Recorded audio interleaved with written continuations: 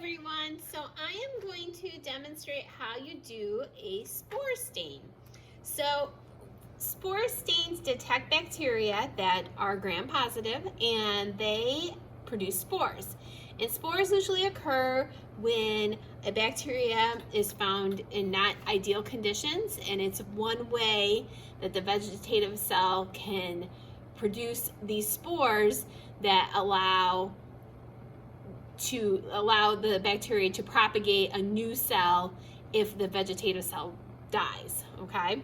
So what they do is they're just these little structures that have these little coating, like these little capsulated coating, which are pretty tough, and they're really resistant to a lot of killing with alcohol and things like that.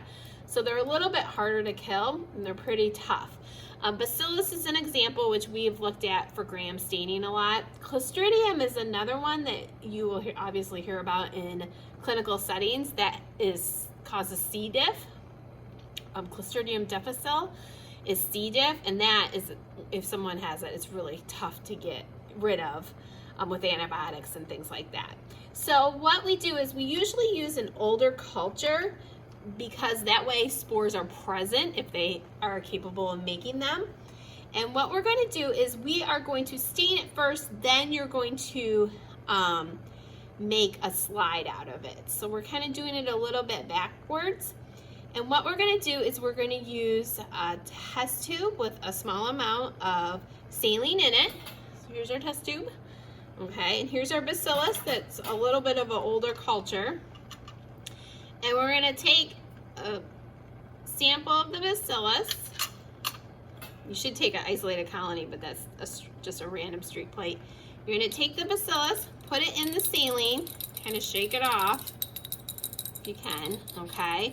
And you need to mix it up really good and make like a thicker inoculant.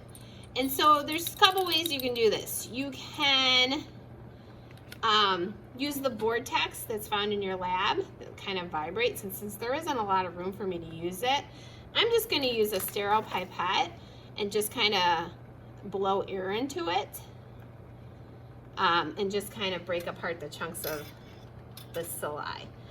And this is getting a little hot. So you do want the water to be kind of hot, but if you have a raging boil, it'll boil over and kind of make a mess. So what we're going to do is we're going to kind of blow some air into it and kind of break apart the cells. Now, bacteria that are like fresh, young cultures that are in a healthy environment probably don't have spores present. So it has to be an older, kind of dried out, nasty culture. One that you normally wouldn't use for a stain. And the two stains you're going to use is malachite green, which is very viscous. It's very, very runny. And you want to put a couple of drops of malachite green into your tube, and I did way more than that, okay? And you just want to set it in the boiling water for 20 minutes, okay? So you let it set for 20 minutes, that's your primary stain. So what happens is the stain, if there is spores and your bacteria is a spore former, the malachite green with the heat will penetrate inside of the spore. And then once it cools down, it kind of stays inside of that spore. And then what we're going to do is we're going to stain the vegetative cells, saffronin, which is a reddish color, which you guys used, that was your secondary stain and gram staining as well. So we're kind of running this like a cooking show. So this one's going to cook, this one's been cooking, okay, for about 20 minutes. And what we're going to do is we're going to make a slide, okay? And we're going to make a heat fix slide. So what you're going to do is you take it, ooh, it's a little hot, okay. And you're going to take a couple loopfuls of your bacteria that has been stained with malachite green. You kind of, and even if you're not sure, there's probably cells there. So you just want to do a few loopfuls, whatever you kind of feel comfortable with, okay? I'm going to put that back. And it kind of, when you burn it, it turns like a bright red color.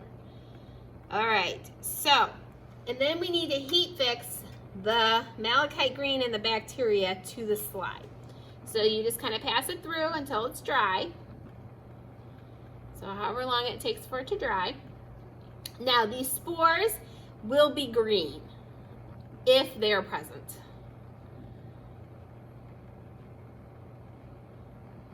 Okay, and there isn't a decolorizer in this step, okay, because malachite green is so runny. If it is in a vegetative cell, it'll just run right off, okay? And the spores are quite small. They're really pretty hard to see. So you just kind of want to run it until it's almost clear. You don't want to overdo it because you don't want to wash off any spores. And then the vegetative cells that have been heat fixed on the slide, you counter stain them with safranin, okay? And you do that for, I believe, a minute. Okay, let that set for a minute, then you rinse. And then you blot with bibulous paper. Now, if your bacteria is a spore former, it will have red safranin stained vegetative cells, okay? And it will also have little green, like little green oval or little green round structures within the vegetative cells. So it kind of looks, it's red and green. So it kind of looks like Christmas. So when you do it, you'll be able to see that if it is a spore former. So that's how you do the spore forming stain.